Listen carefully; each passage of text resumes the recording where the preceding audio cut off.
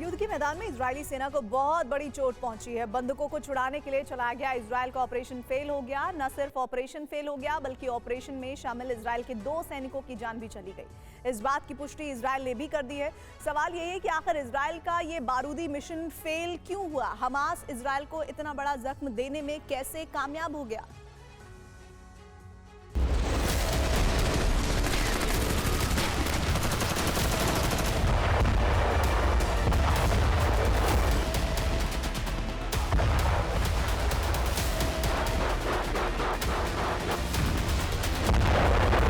Israeli सेना एक तरफ हमास पर भीषण बमबारी कर रही थी तो दूसरी तरफ सीक्रेट तरीके से एक बहुत बड़े ऑपरेशन को अंजाम दे रही थी। गाजा की धरती पर आईडीएफ का यह सीक्रेट ऑपरेशन उन बंधकों को छुड़ाने के लिए था जिन्हें हमास ने अपने सुरंगों में कैद कर रखा है। बंधकों को बचाने के लिए इजरायल का यह पहला और बड़ा ऑपरेशन था, लेकिन नाकाम हो गया। वही हुआ जिसका डर था।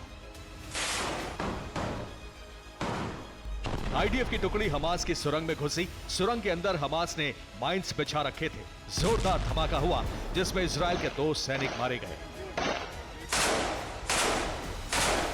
धमाके के बाद हमास के लड़ाकों ने आईडीएफ की टुकड़ी पर भीषण फायरिंग शुरू कर दी। दोनों तरफ से आमने सामने की जंग हुई।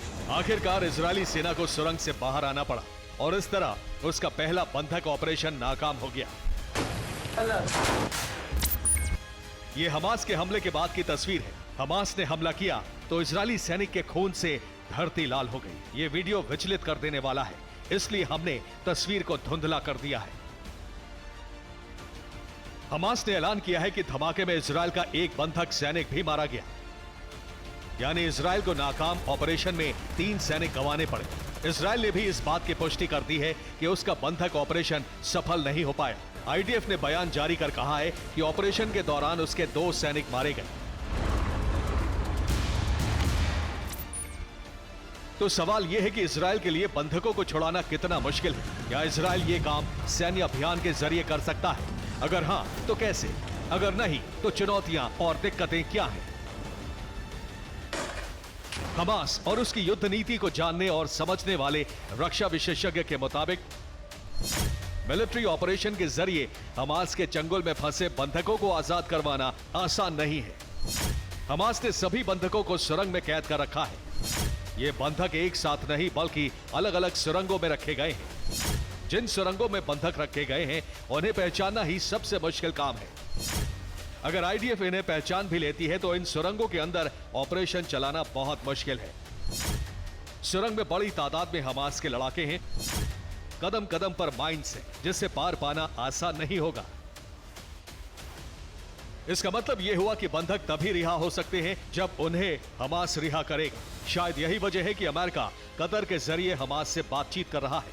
हालांकि हमास इन बंधकों को आसानी से छोड़ देगा, इसकी संभावना बहुत कम है। हमास के लिए ये बंधक एक ढाल है। जब तक ये बंधक उसके पास रहेंगे हमास का अस्तित्व बचा रहेगा। इसीलिए वो इन्हें यूं ही नहीं छोड़ देगा। अगर छोड़ेगा तो इसके बाद अमेरिका और इजरायल से बहुत बड़ी डील होगी। Bureau report, TV9 Bharat.